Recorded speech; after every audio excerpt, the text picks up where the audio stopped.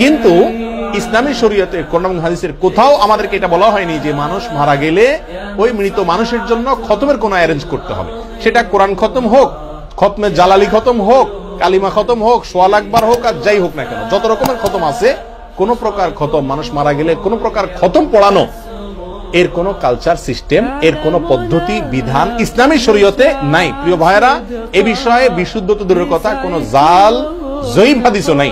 নবী আলাইহিস সালাম বলেছেন, ইজা মাতাল ইনসান ইনকাতা আনহু আমালু, যখন মানুষ মারা যায় তার সমস্ত আমলের দুয়ার কি হয়ে যায়? বন্ধ হয়ে যায়। ইল্লা মিন সালাস, তিনটা আমলের দুয়ার খোলা থাকে। এক হলো, তিনি যদি কাউকে কোনো ইলম শিখায় যান, তাহলে সেই ইলম অনুযায়ী সে আমল করলে তিনি এটা সওয়াব পেতে থাকেন। আরেকটা হলো, তিনি যদি কোনো সদকায়ে জারিয়া রেখে যান, কোনো দান করে যান, যে দানের উপকারিতা চলতেছে, টিউবওয়েল করে দিলে মানুষ পানি খাচ্ছে, তাহলে তার উপকার তিনি কবরে বসে পেতে থাকেন। 3 নম্বর হলো, তার যদি কোনো কি থাকে, নেক সন্তান থাকে, যে নেক সন্তান তার জন্য দোয়া করে তার মৃত্যুর পরে, তো ওই দোয়ার কারণেও তিনি উপকারিতা পেতে থাকেন। এই তিনটা ছাড়া এই খতম টতম আর কোনো কিছু এর ভিতরে নাই। নবী আলাইহিস সালাম স্পষ্ট বলেছেন, মারা গেলে তার অ্যাকাউন্ট ক্লোজ।